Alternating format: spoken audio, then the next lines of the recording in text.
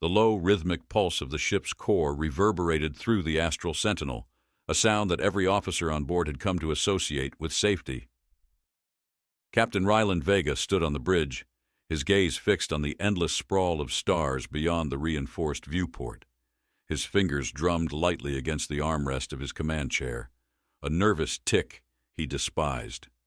Out here, beyond the fringes of charted space, every decision felt heavier, as if the vacuum itself waited to consume their smallest misstep. "Captain," Lieutenant Garros called from his station. His voice carried a tension that immediately shifted the mood. "We've intercepted a transmission." Vega's brow furrowed. "Source?" "Unclear," Garros replied, swiveling his chair toward the captain. "It's faint, originating from Sector 9, Sector 9. The name alone was enough to draw a murmur from the junior officers on deck.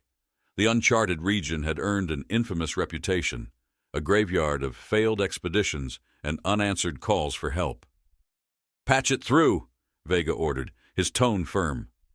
The speakers crackled, spitting static interspersed with fragments of a voice.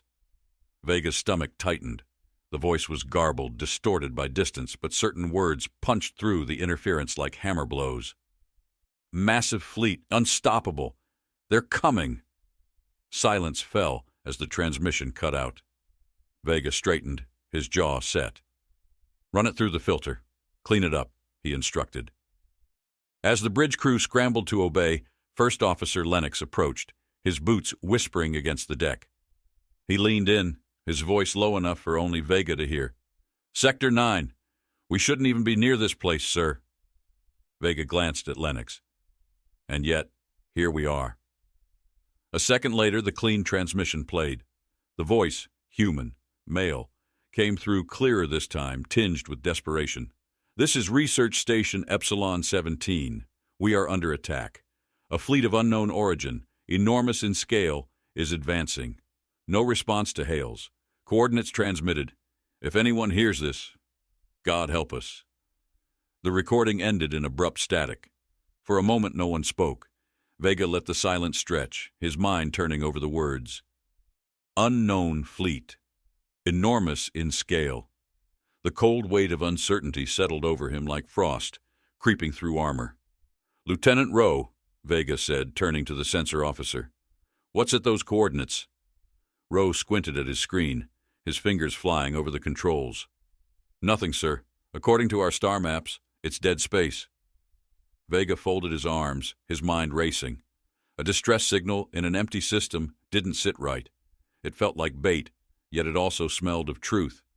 He knew better than to dismiss either possibility. "Captain," Lennox ventured, his tone cautious, "perhaps we should alert command and wait for reinforcements." Vega shook his head. "By the time reinforcements arrive, whatever's out there will be long gone. We investigate. Quietly." "Investigate?" Lennox's voice hardened. "You heard the signal. That fleet, whatever it is, wiped out the station. If we blunder in—" "We don't blunder," Vega interrupted, his voice slicing through the rising tension like a blade. "We observe, gather intel, and if necessary, we get out. Understood?" Lennox hesitated but eventually nodded, the protest draining from his face. "Understood." "Garros, plot a course," Vega commanded. "I want us in and out before they know we're there." The bridge came alive with activity. Officers snapped to their stations, and the familiar hum of engines deepened as the astral sentinel adjusted its trajectory. Vega remained in his chair, his eyes fixed on the swirling void ahead. The sense of foreboding clung to him like a shadow. Hours later, the astral sentinel entered the outskirts of the designated coordinates. The darkness outside felt heavier here, the stars sparser, as if the universe itself was holding its breath. The ship's lights glinted faintly off the hull of a shattered satellite drifting in the emptiness, a remnant of something long forgotten. "Captain," Rowe's voice broke the quiet, "we've got something. Energy readings, faint but steady. It's consistent with the distress beacon." "Location?" Vega asked. Rowe pointed at his screen. "Inside the debris field." The main viewport adjusted, zooming in on the beacon's source. Pieces of jagged metal floated in chaotic patterns, spinning slowly as if caught in some unseen tide. The wreckage spoke of violence, scorch marks, torn plating, and the unmistakable scars of energy weaponry. Station Epsilon 17, Rowe confirmed grimly. Or what's left of it. Any life signs? Vega asked, though he already suspected the answer. Negative, Rowe replied, shaking his head. Captain, Garros interjected, the beacon's still active. It's transmitting coordinates. Different ones this time. Vega's brow furrowed. Different how? Coordinates leading deeper into the sector, Garros explained. It's as if it's guiding us, Lennox finished, his tone skeptical. Vega's fingers tightened around the armrests of his chair. The deeper they went, the more it felt like they were walking into a trap. But something about the signal, its persistence, its urgency, demanded his attention. Bring us closer to the beacon, Vega ordered, but keep shields at maximum and weapons primed. As the astral sentinel maneuvered into the debris field, the tension on the bridge grew palpable. Vega could feel it in the stiffness of the crew's movements, the way their eyes darted nervously toward their screens. Even the air seemed heavier, tinged with the faint metallic taste of impending danger. Captain, Rowe's voice was tight, I'm picking up something else. Details, Vega snapped. Unusual energy readings. High output, not from the beacon, it's... Rowe's words faltered. It's moving. A collective hush fell over the bridge. The viewport adjusted again, revealing a distant glimmer of light. It was faint at first, but as they watched it grew brighter, more distinct. Shapes began to resolve from the darkness, hulking, angular shadows cutting through the void with eerie precision. Is that... Lennox began, but his words trailed off. Magnify, Vega ordered. The image sharpened. What appeared on the screen made Vega's blood run cold. Ships, dozens of them. Their hulls gleamed with an unnatural sheen, their designs utterly alien yet disturbingly efficient. They moved in perfect formation, a silent wave of power rolling through the emptiness. Sir, Garros whispered, his voice betraying a tremor, that's a fleet. Vega's mind raced. The Deathworlders. He didn't need confirmation to know it was them. Their reputation preceded them. A species born from one of the harshest planets catalogued by the Galactic Council, their name whispered in equal parts fear and fascination. Pull us back, Vega ordered. Quietly. I don't want to be detected. The crew moved with practiced efficiency, but Vega could feel the weight of their stares on him. They were looking for reassurance, for some sign that he had a plan. For now, all he could do was focus on getting them out alive. As the Astral Sentinel began its retreat, the transmission played again, unbidden, echoing through the bridge like a ghostly warning. They're coming! Captain Vega stared at the fleet on the screen, a cold determination settling over him. Whatever they were facing, retreat would only buy them time. War was on the horizon, and the galaxy was far from ready. The Astral Sentinel drifted back through the debris field, its engines murmuring with a subdued caution as if the ship itself feared drawing attention. Captain Ryland Vega stood rigid on the bridge, his sharp gaze locked onto the tactical display. The enemy fleet loomed behind them, a spectral presence just outside their sensor range, but its magnitude lingered like an unspoken threat in the minds of every man aboard. Status report, Vega said, his voice clipped. Shields at full capacity, replied Lieutenant Rowe, his fingers dancing over the console with a restrained urgency. We've evaded their active scans for now. They haven't altered course. They will, Vega muttered, his eyes narrowing. We're not invisible. The bridge felt heavier now, as if the oppressive silence of the void outside had seeped through the hull. The scent of heated metal and the faint tang of disinfectant filled the air, reminders of life aboard a warship. Vega could hear the measured breaths of his crew, could almost feel their unease vibrating through the deck beneath his boots. Sir. Garros broke the quiet, his tone tight. The new coordinates from the beacon. They lead further into Sector 9. It's pulling us deeper. Vega's jaw tightened. The signal hadn't just been a warning. It was a lure, deliberate and unyielding. And yet, retreat was no longer an option. That fleet wasn't merely passing through. It was positioning, strategizing. It wouldn't stop until its purpose was fulfilled. "Set a course for the coordinates," Vega ordered, his tone decisive. He felt the weight of the crew's hesitation behind him but didn't turn. His command had to be absolute. "We need answers." The astral sentinel adjusted its trajectory, slipping deeper into the shadows of the desolate system. The viewport revealed only darkness, the stars scattered and faint, like whispers of light smothered by an unseen hand. The ship's external lights glinted off shards of twisted metal drifting in slow, aimless circles, wreckage from battles long forgotten. The silence was broken by Ro's sudden intake of breath. "I'm detecting a structure, Captain." Vega stepped forward, his eyes narrowing as he studied the readings on Ro's screen. "Visuals?" The main display adjusted, revealing a massive station, if it could still be called that. Its skeletal remains sprawled across the void, twisted beams and shattered panels reaching out like the claws of a dying beast. The faint rhythmic pulse of the distress beacon emanated from its core, a grim heartbeat in the vacuum of space. "It's not just destroyed," Lennox said, stepping closer. His voice carried a grim reverence. "It's gutted." "Scans?" Vega asked, his tone sharp. "Energy signatures are faint but consistent," Ro replied. "No life signs, but there's something strange." "What kind of strange?" Vega's voice cut through the air like a blade. Ro hesitated, his fingers trembling slightly as he expanded the data. "The structure's damage. It's not random. It's surgical. Precise strikes to key systems. Whoever attacked this station didn't just destroy it, they dismantled it." A cold dread settled over the bridge, thick and suffocating. Vega's gaze hardened as he turned to Lennox. "Prepare a boarding team. I want a full assessment of that station." Minutes later, Vega stood in the ship's hangar bay, donning his armored suit as the boarding shuttle hummed to life. The sterile scent of recycled air mingled with the faint odor of fuel, a combination that always reminded Vega of the weight of command. Behind him, his hand-picked team suited up in silence.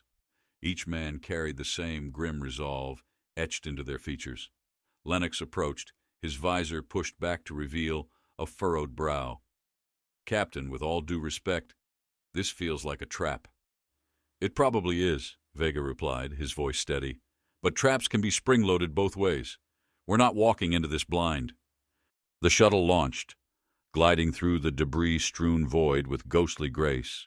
The fractured station loomed ahead, its jagged edges casting long shadows that seemed to shift and writhe in the faint starlight.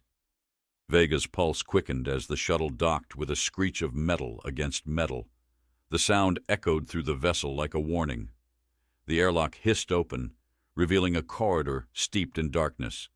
The team stepped forward, their boots clanking against the deck plates with deliberate precision. The faint glow of their helmet lights illuminated walls scarred with burns and deep gouges, the remnants of a violent struggle. "Stay sharp," Vega said, his voice low but firm. The corridor branched into a larger chamber, its vastness swallowed by shadows. Broken consoles flickered sporadically, casting erratic flashes of pale light across the carnage. Bodies lay scattered, their forms twisted and frozen in silent agony. The smell hit them first, a pungent mix of scorched metal and decayed flesh, sharp and nauseating. "Looks like they tried to make a stand," one of the soldiers murmured, his voice muffled by his helmet. Vega knelt beside a corpse, his gloved hand brushing against the charred remnants of armor. The insignia was barely visible, but he recognized it. Galactic Research Division. These were scientists, not soldiers. They hadn't stood a chance. "Captain," Lennox called, his voice tight with urgency. "You need to see this." Vega rose and followed Lennox to a shattered viewport overlooking the station's central core. His breath caught. Suspended within the core was a ship, small, sleek, and unmistakably alien. Its hull shimmered with an iridescent sheen, and its design was unlike anything Vega had seen. It seemed almost alive, its surface rippling faintly as though it were breathing. "What in the void is that?" Lennox whispered. "Scan it," Vega ordered. Ro's voice crackled over the comms. "Captain, I'm detecting residual energy signatures. High intensity. That ship, it's not just advanced. It's centuries ahead of anything in the galactic fleet." Vega's mind churned. The pieces of the puzzle were falling into place, but the picture they formed was chilling. This station hadn't been attacked by Deathworlders. It had been studying them, and paid the ultimate price. As the team moved closer to the alien vessel, a sudden vibration coursed through the station. The walls groaned, and a low, guttural hum filled the air, rising in intensity. Vega's hand shot to his communicator. "Sentinel, status report!" Garros's voice came through, strained. "Captain, we've got movement. Multiple contacts inbound. Large ships, closing fast." The Deathworlders had found them. Vega's chest tightened, but his voice remained steady. "Pull the Sentinel back to a safe position. We'll extract as soon as we can." The team sprinted back toward the shuttle, the vibrations intensifying with every step. Vega could feel the tension in his muscles, the sharp bite of adrenaline coursing through him. The station shuddered violently as they boarded the shuttle, and the pilot wasted no time disengaging from the airlock. As the shuttle rocketed back toward the astral sentinel, Vega turned to the viewport. The alien vessel remained suspended in the core, a haunting reminder of the enemy they faced. His fists clenched. They weren't just dealing with a fleet. They were facing something far more dangerous, something calculated, something inevitable. The Sentinel loomed ahead, its engines glowing like a beacon of salvation. Vega's mind raced as the shuttle docked. They had uncovered a fragment of the truth, but it wasn't enough. Not yet. The Deathworlders were coming, and the galaxy wasn't ready for what lay ahead. The astral sentinel maneuvered silently through the cold vacuum, its hull gleaming faintly against the backdrop of Sector 9's dim starlight. Inside the ship, tension rippled through the crew like an undercurrent, unspoken but palpable. Captain Ryland Vega paced the bridge, his boots tapping a measured rhythm on the polished floor. Every movement felt weighted, deliberate, as if the wrong step might fracture the fragile calm they clung to. "Range on the approaching fleet?" Vega's voice, calm but edged with urgency, cut through the low hum of consoles and murmured updates. Lieutenant Rose straightened in his chair, his gaze fixed on his display. 500,000 clicks in closing. Their formation is shifting, adapting. "Adapting to what?" Vega asked, though the answer gnawed at him before the words left his mouth. The Deathworlders weren't reacting aimlessly. They were calculating, adjusting, learning. It was a chilling reminder of the stories that whispered through Galactic Command. Predators of a deadly world, their every action honed by survival. Lennox approached, his steps deliberate, and leaned closer to Vega. "We need more than distance. We need intel."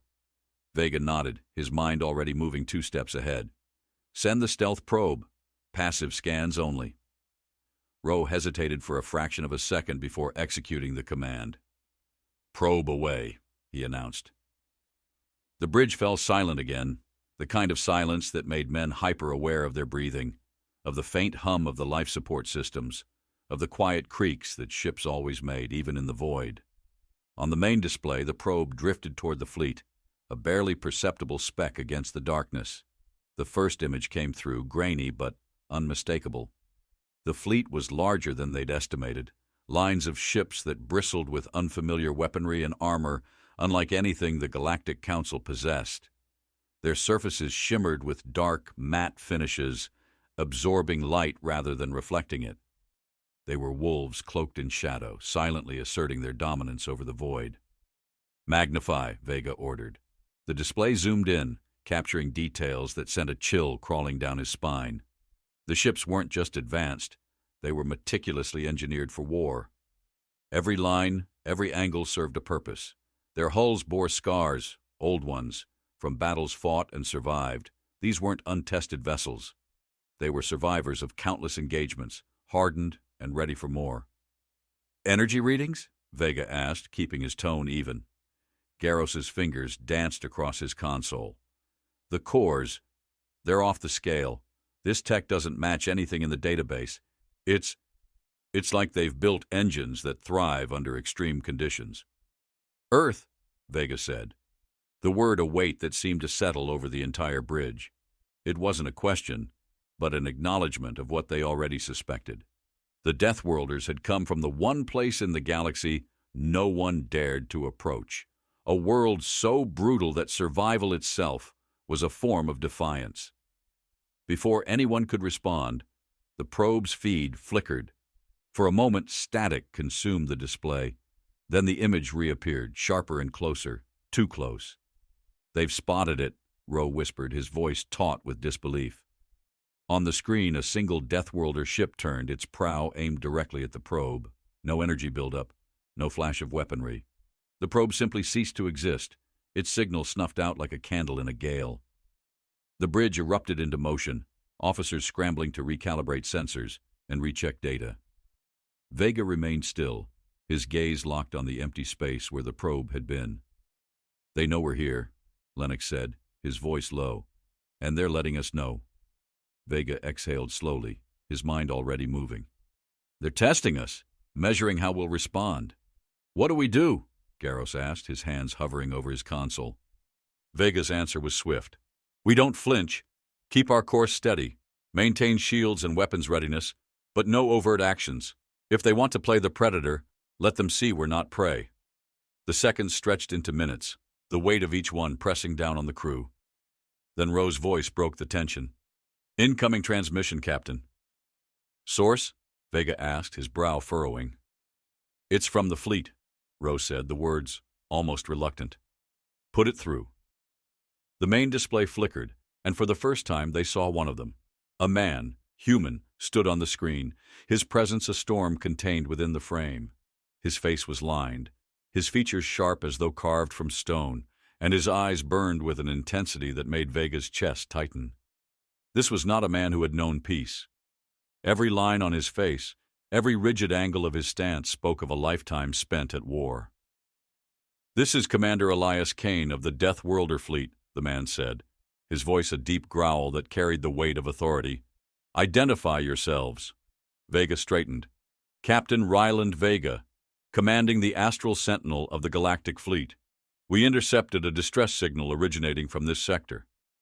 Kane's expression didn't change, but his silence felt like a challenge. When he finally spoke, his words carried a quiet menace. "This sector is under our jurisdiction. Turn back. You don't belong here." "Commander Kane," Vega said, his voice calm but firm, "our mission is to investigate threats to galactic stability. Your fleet's movements—" "Our movements," Kane interrupted, his tone razor-sharp, "are none of your concern. Leave, now." Vega held the man's gaze, even through the screen. "We received a distress call. That makes it our concern." Kane's eyes narrowed, and for a moment Vega thought the man might end the transmission. But then Kane leaned closer, his presence filling the screen. "You think you know what you're dealing with, Captain. You don't. Turn back while you still can." The screen went dark, leaving only the reflection of the bridge crew's strained expressions. "Your orders, Captain?" Lennox asked after a beat, his voice carefully neutral. Vega didn't answer immediately. His mind churned, replaying every word, every flicker of expression from the Deathworlder commander. Kane wasn't bluffing, but he wasn't outright hostile either. There was more to this than a simple territorial dispute. "We continue to the beacon," Vega said finally, his voice steady. "Whatever they're hiding, it's worth the risk." The bridge came alive with activity, the crew obeying without hesitation. But Vega could feel their unease, their questions hanging in the air like a storm waiting to break. As the Astral Sentinel resumed its course, Vega stood at the viewport, his reflection a ghost against the endless void. The image of Kane's eyes burned in his mind, a predator's gaze, assessing whether to strike or stand down. The galaxy wasn't just on the brink of a new threat. It was standing in the shadow of an enemy born from a world that had turned survival into an art form. And Vega knew they weren't prepared. Not for this. Captain Ryland Vega stood at the command console, his gaze fixed on the main display. The Astral Sentinel crept closer to the beacon's coordinates, its path carefully threaded through the labyrinth of asteroids and drifting wreckage. The glow of distant stars barely illuminated the void, casting faint shadows that danced across the sharp edges of Vega's determined features. Around him, the bridge hummed with subdued energy, the crew working in tense, synchronized silence. "What's the proximity to the beacon?" Vega asked, his voice breaking the stillness. Lieutenant Rowe glanced up from his station, his brow furrowed. "We're 2,000 clicks out, sir. The signal is growing stronger, but there's something off." Vega turned, his sharp eyes locking onto Rowe. "Define off." Rowe hesitated, his fingers tightening on the edges of his console. "The frequency is fluctuating, almost like it's being manipulated. It doesn't match standard distress protocols anymore." Vega's jaw tightened as unease gnawed at the edges of his thoughts. The beacon was no longer simply a call for help. It had become a lure, a trap veiled in a shroud of static and desperation. But who or what was behind it remained cloaked in mystery. "Garros, pull up external visuals," Vega ordered. The display shifted, revealing the ominous expanse of the sector ahead. The beacon's source came into view, a derelict station, its skeletal frame caught in the grip of an asteroid's gravitational pull. The station looked ancient, its metal plating dulled and scarred, but something about its configuration suggested it had been repurposed, modified by hands far more capable than those that originally built it. "Analysis?" Vega's voice was steady, but his mind raced as he studied the image. Lennox stepped forward, his brow furrowed as he examined the station. "The design is old, pre-galactic unification, but the structural enhancements are recent. Reinforced alloy plating, modular bays. Someone rebuilt this place for something specific. And left it to rot," Garros added, his tone grim. "Or worse." Vega's eyes narrowed. "Or worse," he echoed. "Rowe, scan for life signs." Rowe hesitated before responding. "Nothing human or organic detected, Captain. The place is dead." "Dead doesn't mean abandoned," Lennox muttered, crossing his arms. The bridge crew shared a glance, their unease palpable. Vega could feel the weight of their tension pressing into him, but he buried his own misgivings beneath the hard shell of leadership. Fear was a seed that spread fast among men in the vacuum. He would not let it take root here.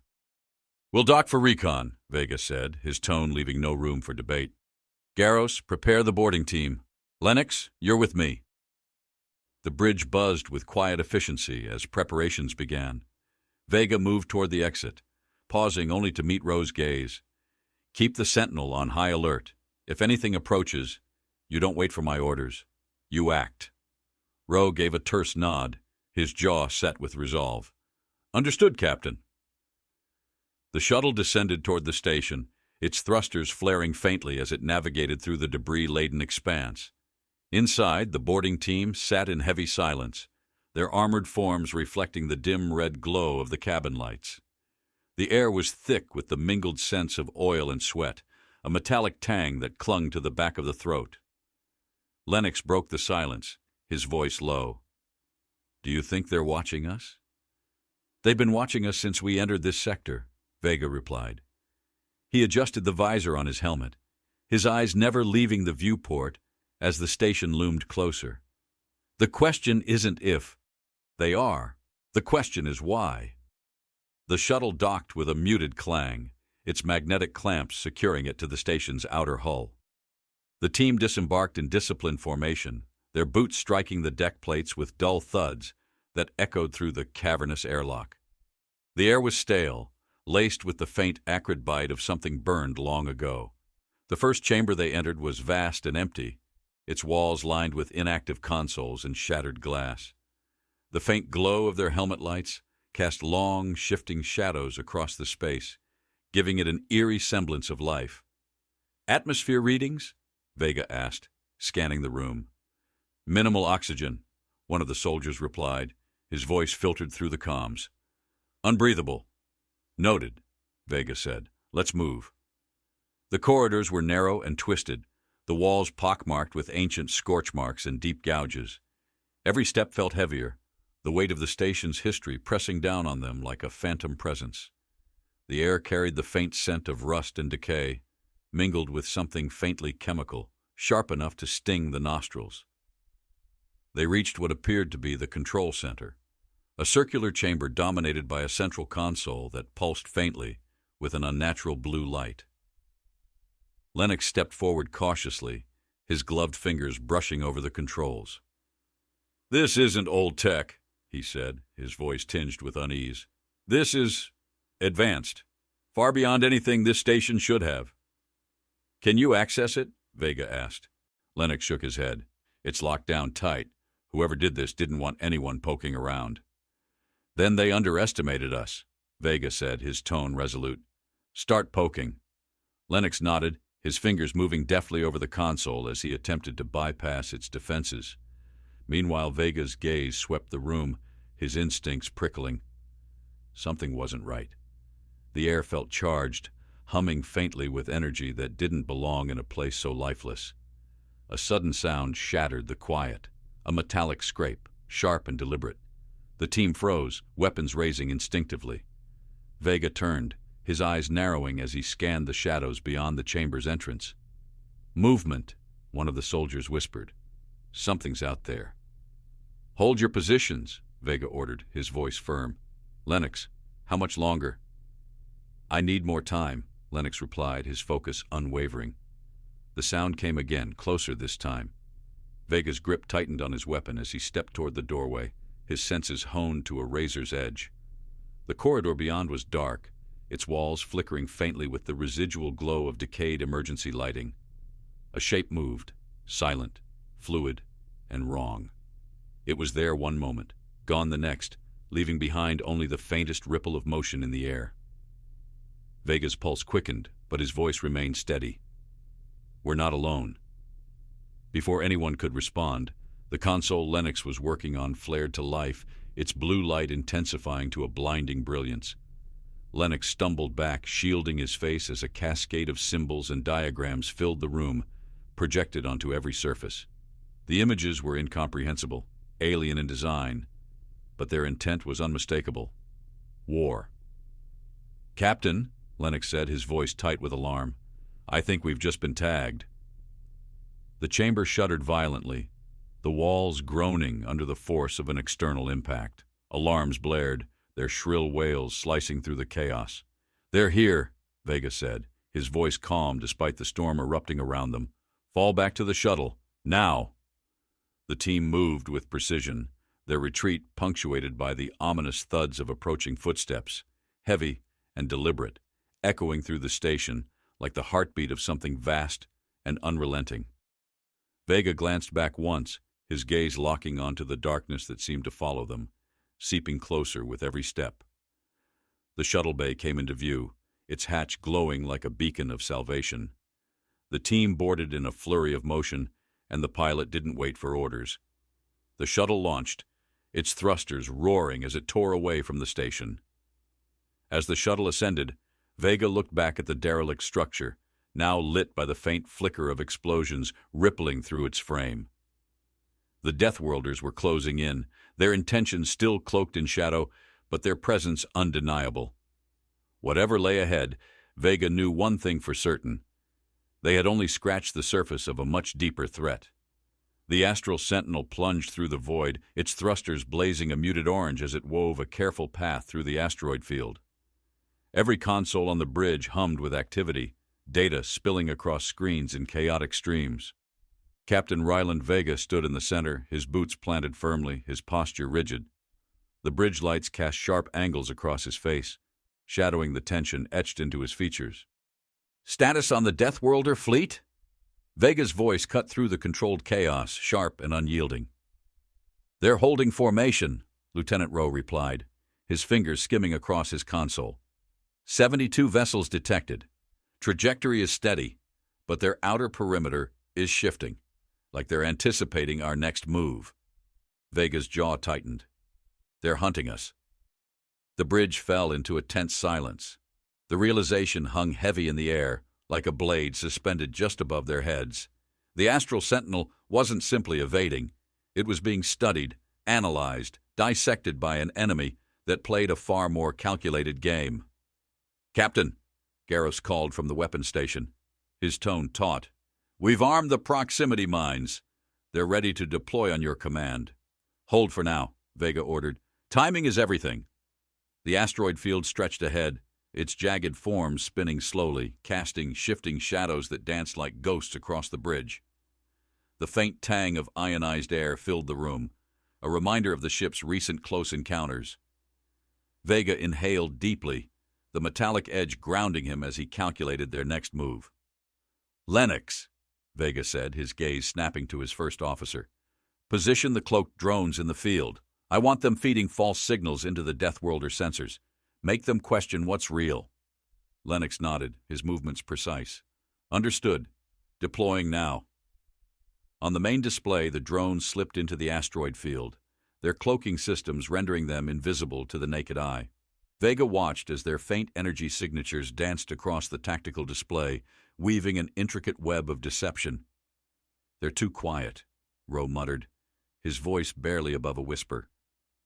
"Quiet doesn't mean still," Vega replied, his tone firm. "It means they're preparing." As if in response, an alert blared across the bridge, its sharp tones slicing through the tense quiet. Rowe's hands flew over his console. "Contact! Multiple energy spikes. Sectors 5 and 7. They've adjusted their formation." "They're splitting their forces," Lennox observed, his brow furrowed. "Trying to flank us. Or box us in," Vega said, his voice grim. "They know this field better than we do." The captain's mind raced, his thoughts a whirlwind of calculations and possibilities. The Deathworlders weren't just reacting, they were adapting, evolving their strategy with every move the Sentinel made. It was like playing chess against an opponent who could see 3 moves ahead. "Garros," Vega said, his voice cold and measured. "Deploy the mines. Pattern Gamma. Detonate on my mark." The tactical display lit up as the proximity mines activated, their signals scattering across the asteroid field. Each mine was strategically placed, its explosive yield calibrated to send shockwaves rippling through the field, turning the environment itself into a weapon. "They've taken the bait," Rowe announced, his voice rising slightly with urgency.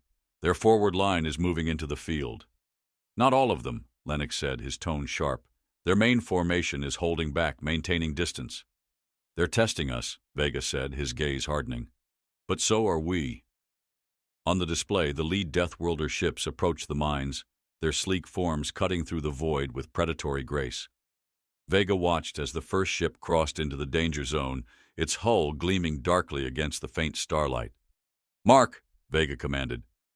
The mines erupted in a cascade of light and energy, shockwaves ripping through the asteroid field. Fragments of rock and metal spun wildly, slamming into the lead ships with devastating force. One vessel crumpled under the assault, its hull buckling before erupting into a silent, fiery bloom. Cheers erupted on the bridge, but Vega remained silent, his eyes fixed on the display. The Deathworlders weren't retreating. If anything, they seemed to be accelerating. "Second wave incoming," Rowe shouted. "They've adjusted their trajectory, minimizing exposure to the mines."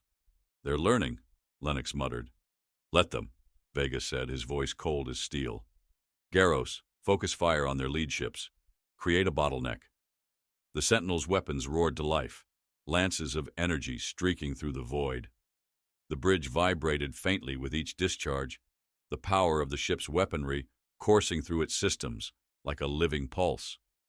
On the display, the Deathworlder ships responded in kind, their own weapons blazing with eerie precision.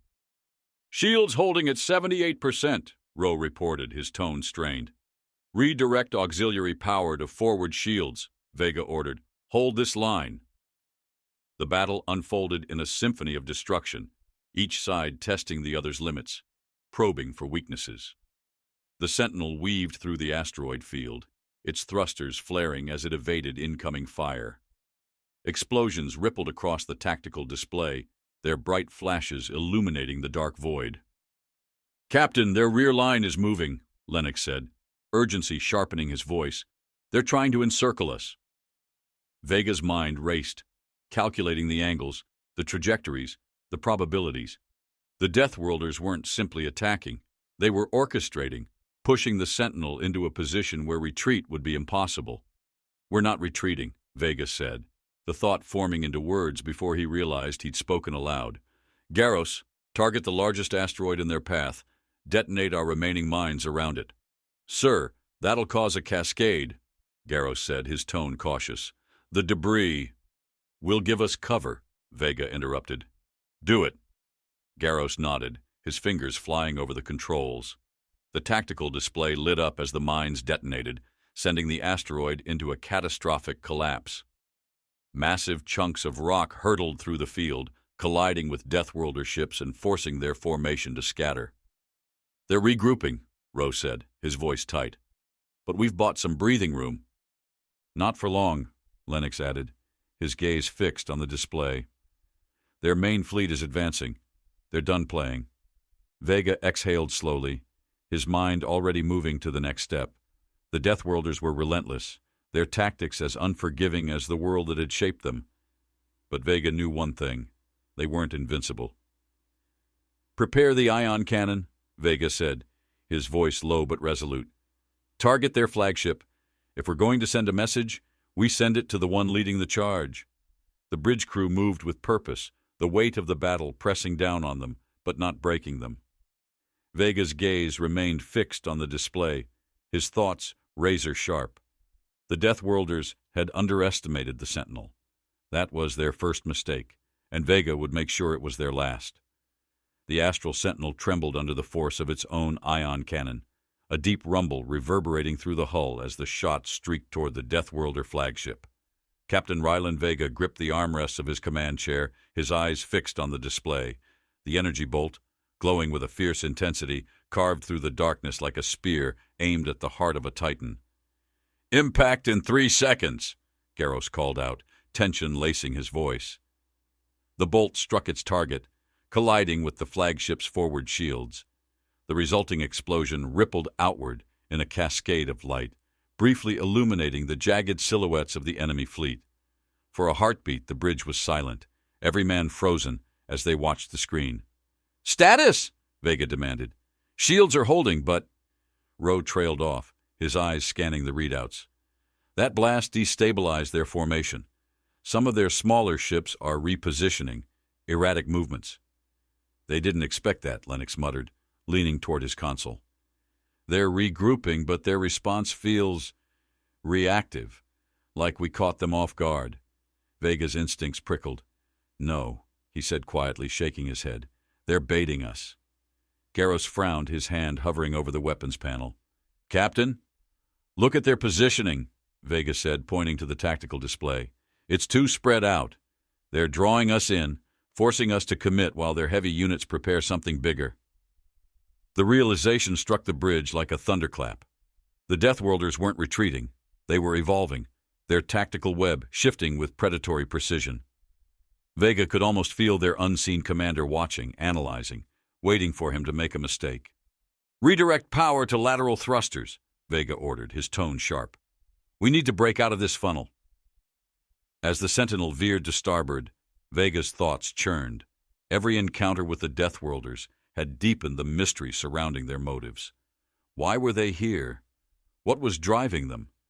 And what lay ahead that required a fleet of this scale, this sophistication? "Captain," Rose said, his voice cutting through Vega's thoughts, "we're detecting a new energy signature, originating from their flagship. High-frequency pulses radiating outward." "What kind of pulses?" Vega asked, his brow furrowing. Rowe hesitated. "It's not a weapon. It's communication.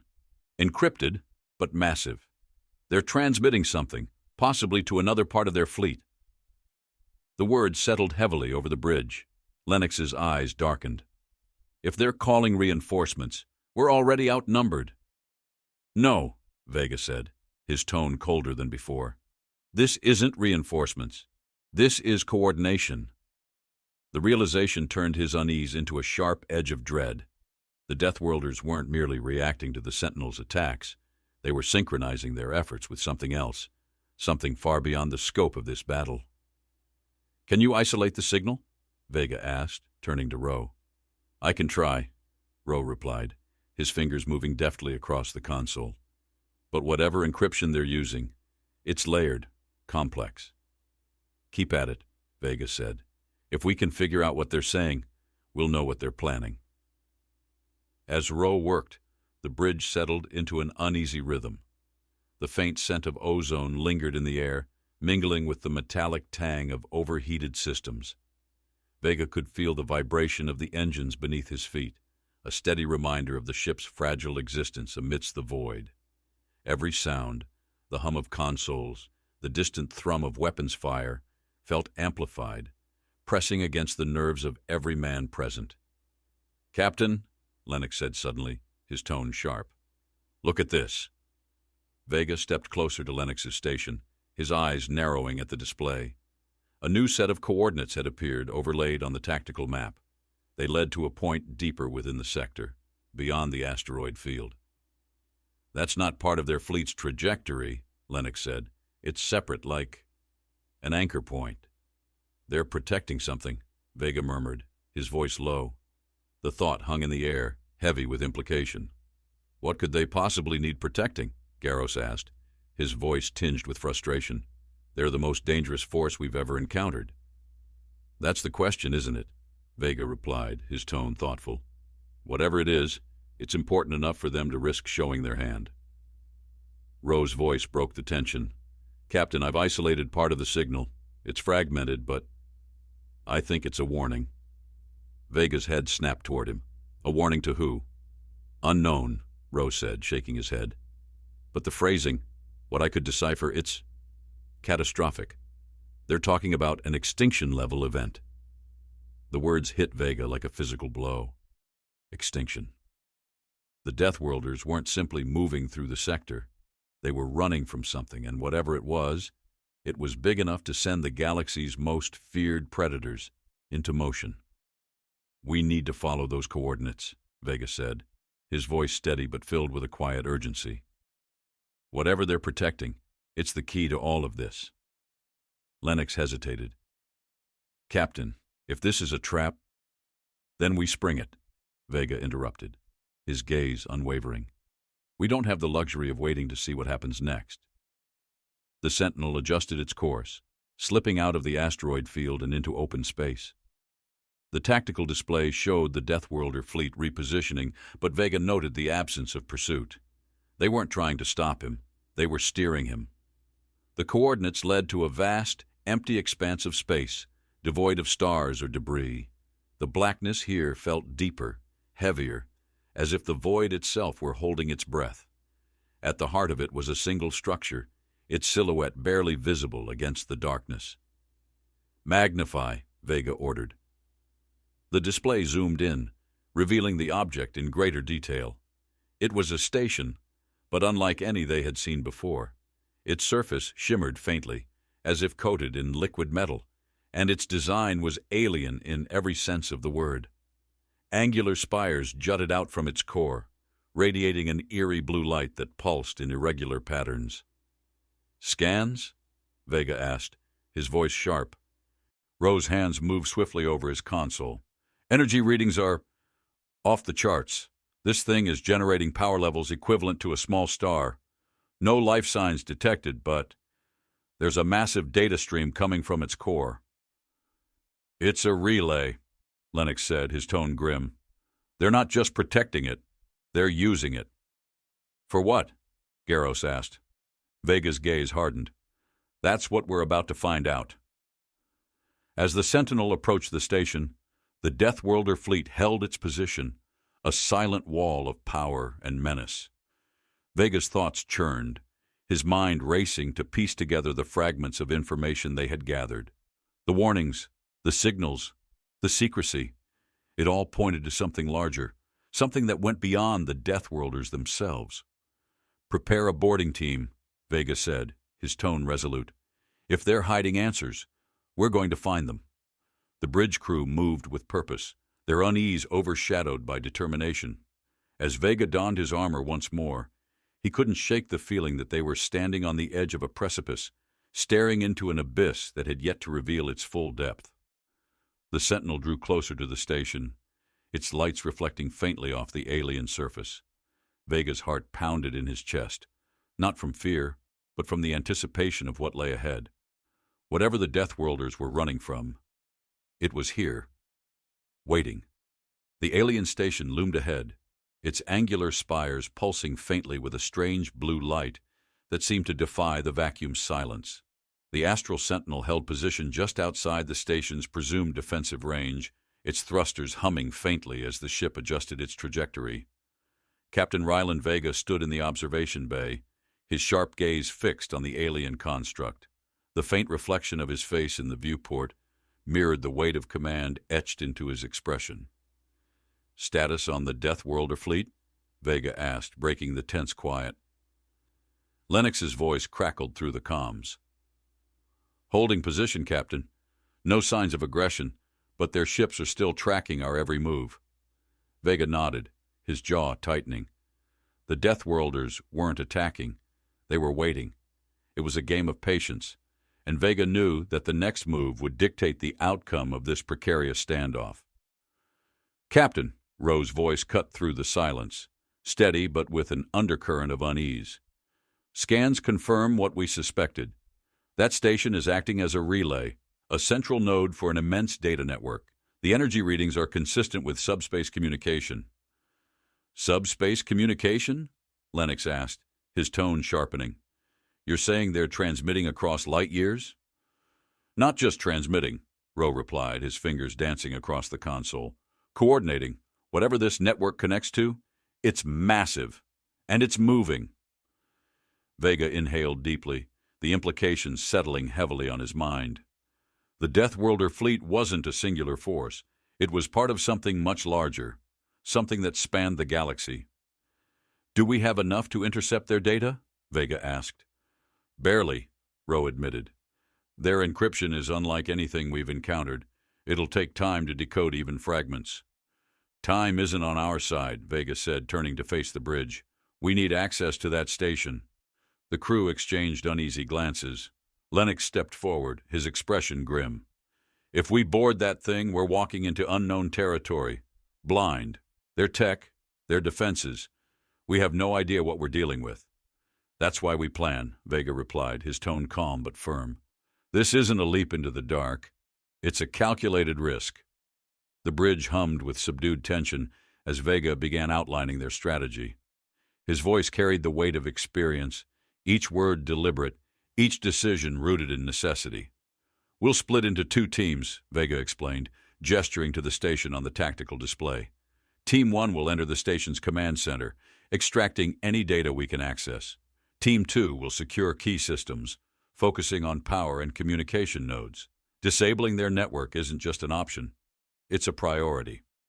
Lennox frowned, his brow furrowing. "And what about their fleet? They won't just sit idle while we dismantle their relay." Vega's lips pressed into a thin line. "That's where the Sentinel comes in. We'll deploy decoy drones throughout the sector, simulating a second fleet entering the area. It won't hold their attention for long, but it'll buy us enough time to complete the mission." Rowe interjected, his voice steady. "Captain, if the Deathworlders counteract the decoys faster than we anticipate, we'll have no escape route." "That's why the Sentinel will remain on the move," Vega said. "Garros, you'll command evasive maneuvers. Keep our position unpredictable." Garros nodded, his jaw set with determination. "Understood." Vega's gaze swept over his crew, each man bearing the weight of his own role in the unfolding plan. The room buzzed with a subdued energy, the kind that came before the storm. It was a fragile balance of fear and resolve, but Vega knew these men. They wouldn't falter. Minutes later, the boarding shuttle departed from the Sentinel, its engines purring softly as it approached the alien station. Vega sat at the helm, his hands steady on the controls. The faint vibration of the shuttle beneath him was a reminder of the thin line separating them from disaster. "Approaching docking point," Lennox said, his tone clipped. Vega's eyes flicked to the viewport. The station's surface shimmered faintly, its reflective panels catching the dim light of distant stars. As the shuttle docked, a low hiss filled the cabin, the sound of the airlock engaging. "Stay sharp," Vega said, his voice low but commanding. "We don't know what's inside." The team moved in disciplined silence, their boots striking the metal floor of the station with muted thuds. The air inside was stale, carrying a faint metallic tang that clung to the back of the throat. Dim blue lights lined the walls, pulsing softly in a rhythm that felt almost alive. "This place feels wrong," one of the soldiers muttered. his voice crackling through the comms. "Focus," Vega replied, his tone cutting through the unease. "We're here to do a job." The first chamber was vast, its walls adorned with intricate patterns that seemed to shift under the light. Consoles lined the room, their surfaces flickering with streams of alien code. Lennox approached one of the consoles, his fingers hovering over its surface. "Ro, I'm patching into the relay," Lennox said. "Stand by for data transfer." The console flared to life, its display bathing the room in a cold blue glow. Streams of data cascaded across the screen, incomprehensible but mesmerizing. Lennox worked quickly, his hands moving with practiced precision. "Data's coming through!" Ro's voice crackled over the comms. "It's fragmented, but... Captain, this isn't just tactical information, it's..." The transmission cut off abruptly, replaced by a sharp, high-pitched whine. The room shuddered, the walls vibrating with a low hum that seemed to come from everywhere at once. "Movement," one of the soldiers said, his voice tight with alarm. "Something's coming." The team turned, their weapons raised as a shape emerged from the shadows. It moved with fluid precision, its form humanoid but unmistakably artificial. The sound of servos and hydraulics filled the air, a sharp contrast to the stillness that had preceded it. "Hostile contact!" Lennox shouted, firing the first shot. The blast struck the construct, but it barely staggered, its glowing eyes fixed on the team, and with a sudden burst of speed it lunged forward. The room erupted into chaos, the sharp crack of weapons fire echoing off the walls as the team engaged. "Keep it contained!" Vega barked, his voice cutting through the din. "Lennox, finish the download!" The construct moved with unnerving speed, its limbs a blur, as it deflected shots and closed the distance between itself and the team. Vega fired, his aim precise, each shot calculated to slow its advance. Sparks flew as rounds struck its armor, but the thing didn't falter. "Captain, we've got incoming," Garros's voice came through the comms. "The Deathworlder Fleet is repositioning. They know we're here." Vega's mind raced. The clock was ticking, and every second brought them closer to being overwhelmed. He turned to Lennox, his voice sharp. "How much longer?" "Almost there," Lennox replied, his tone strained. "Just keep it off me." With a final burst of fire, the construct collapsed, its frame sparking as it hit the floor. Vega turned to Lennox, his chest heaving. "Tell me you've got something." Lennox nodded, his face pale but resolute. "We've got it. But, Captain, this isn't just a relay. It's a beacon, and it's calling something far worse than their fleet." The words hung in the air, heavy with foreboding. Vega's mind churned as he processed the implications. They had come here seeking answers, but the truth they uncovered was far darker than he could have imagined. The Deathworlders weren't invaders. They were the first line of defense against a threat that would change the galaxy forever. The Astral Sentinel hurtled through the void, its engines roaring with defiance as it evaded the Deathworlder fleet. The alien construct, now exposed as a beacon, pulsed behind them with a sickly light, its energy signature spiraling into the depths of subspace. Captain Ryland Vega stood on the bridge, his face carved from stone, his mind racing as the implications of Lennox's words sank in.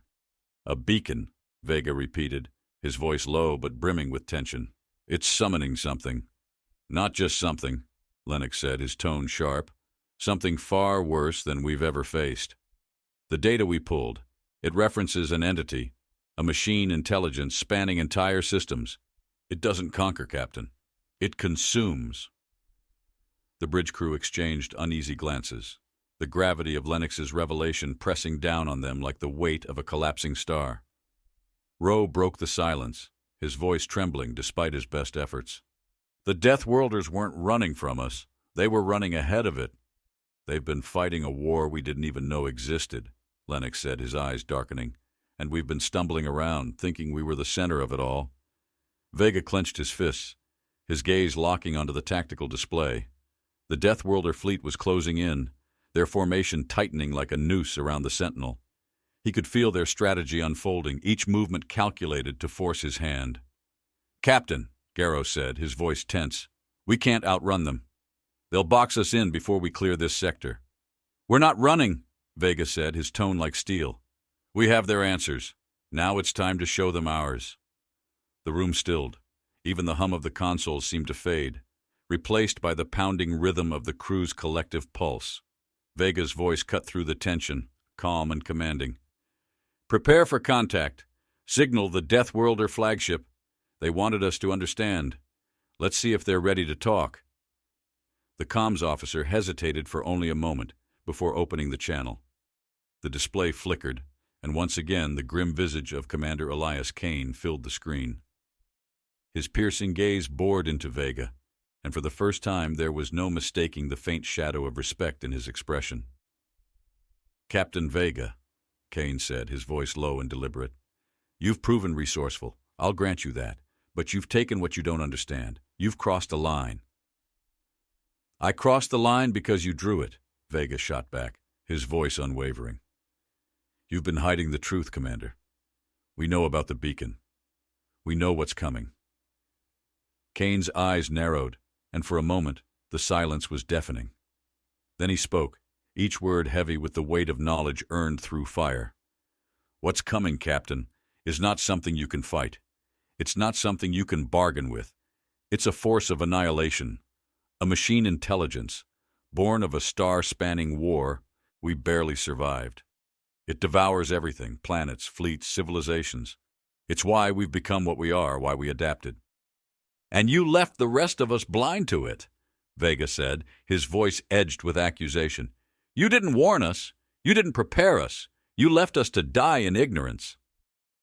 Kane's expression hardened. Ignorance was survival. The less the galaxy knew, the less attention it drew. That's why we didn't warn you. That's why we fought alone. And now your beacon is summoning it," Vega said, his tone cold.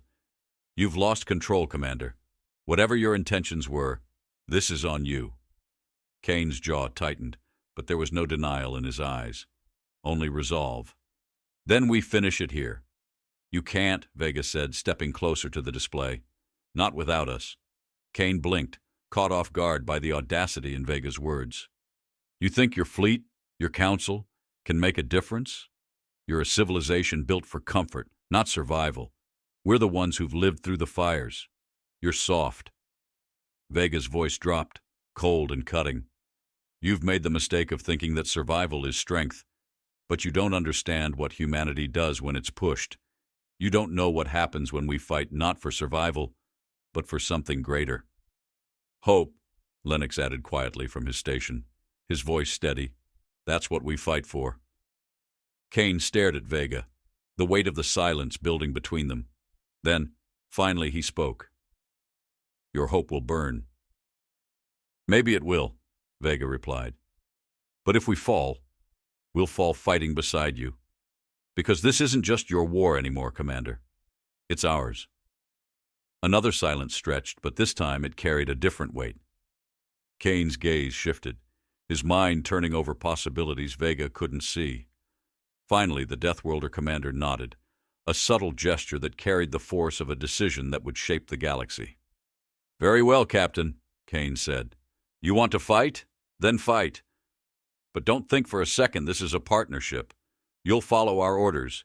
You'll hold the lines we assign you. And when the time comes, you'll take the risks we won't." Vega's lips quirked into a faint smile. "We wouldn't have it any other way." The channel closed and the bridge erupted into motion. Orders were shouted, consoles flickered with activity, and the tension gave way to a fierce determination. Vega watched as his crew worked, each man moving with the precision of a soldier who knew what was at stake. "Garros," Vega said, his voice cutting through the commotion. "Prepare the fleet.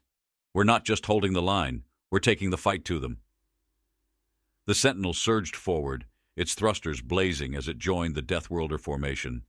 The alien fleet adjusted seamlessly, opening gaps for the human ship to fall into place. It was a small thing, but Vega felt the shift, an unspoken acknowledgement that humanity had earned its place on the battlefield. The first wave hit like a storm. The machine intelligence arrived in force, its ships vast and angular, their surfaces shimmering with an otherworldly light. The air on the bridge seemed to thicken, the weight of their presence pressing down on everyone. "Focus fire on their forward units," Vega ordered. "Break their formation before they can solidify." The Sentinels' weapons roared to life, lances of energy streaking toward the enemy. The Deathworlder ships flanked the human vessel, their combined firepower ripping through the machine fleet with surgical precision. But for every ship they destroyed, 2 more took its place. "Captain, we're being surrounded!" Rose shouted, his voice tight with urgency. "Then we carve a way out," Vega replied. "Redirect power to forward shields. Push through!" The Sentinel charged, its thrusters flaring as it tore into the enemy ranks. Explosions rippled across the void, the light of destruction reflecting off Vega's resolute expression.